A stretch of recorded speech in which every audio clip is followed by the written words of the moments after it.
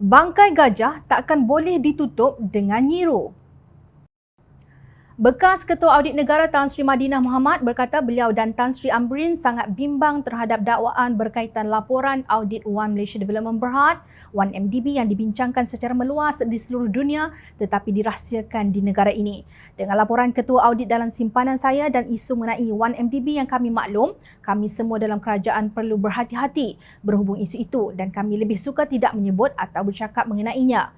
Ia seperti satu persefahaman dalam kalangan kami untuk tidak bercakap mengenainya dan laporan audit iaitu asal itu berada dalam simpanan saya.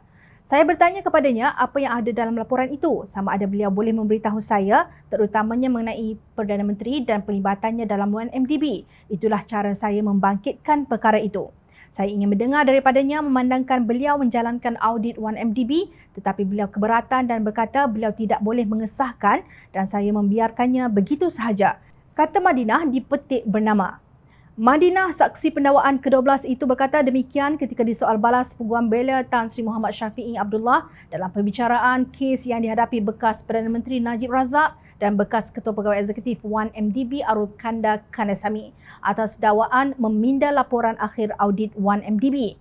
Perbuatan mereka didakwa dilakukan di Kompleks Jambatan Perdana Menteri, Pusat Pentadbiran Kerajaan Persekutuan Putrajaya antara 22 dan 26 Februari 2016. Kedua-dua mereka didakwa mengikut Seksyen 23-1 serta 24-1 Akta Suruhanjaya Pencegahan Rasuah Malaysia SPRM yang memperuntukkan hukuman penjara maksimum 20 tahun dan denda 5 kali ganda nilai suapan atau RM10,000 mengikut mana lebih tinggi jika sabit kesalahan. Terdahulu pada 30 September 2021, bekas Ketua Setiausaha Sulit Najib Razak iaitu saksi pendakwaan ke-11 Tan Sri Shukri Muhammad Saleh dalam keterangannya di mahkamah berkata, pada 26 Februari 2016, saya jumpa Najib di pejabatnya dan Najib arahkan saya lebih kurang kata macam ini.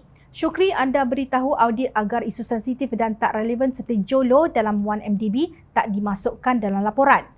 Bagaimanapun, Datuk Nur Salwani Mohamad, kini Timbalan Ketua Audit Negara yang diarah memusnahkan salinan asal laporan audit 1MDB itu secara rahsia telah menyimpan satu daripada salinan asal laporan tersebut yang disediakan Jabatan Audit Negara pada 2016.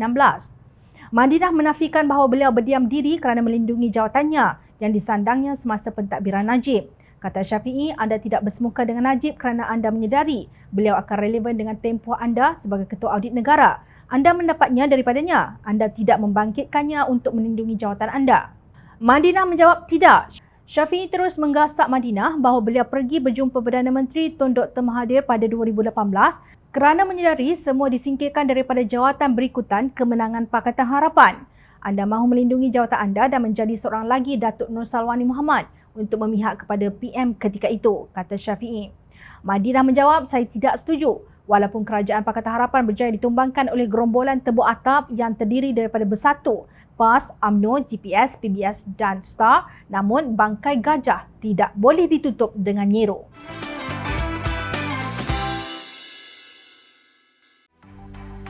Mencari maklumat dan berita politik yang bebas, kupasan yang tepat, panas. Dapatkannya secara eksklusif hanya di Jom Channel. Komitmen kami, rentasan berita Isnin hingga Jumaat. Berbicara dan isu semasa, kami garapkan secara langsung. Panel-panel berkaliber dan profesional. Interaktif, pandangan anda kami raikan. Jangan lupa bersama kami di setiap hujung minggu dalam edisi khas mingguan. Jom Channel, moving forward, sharing a new experience.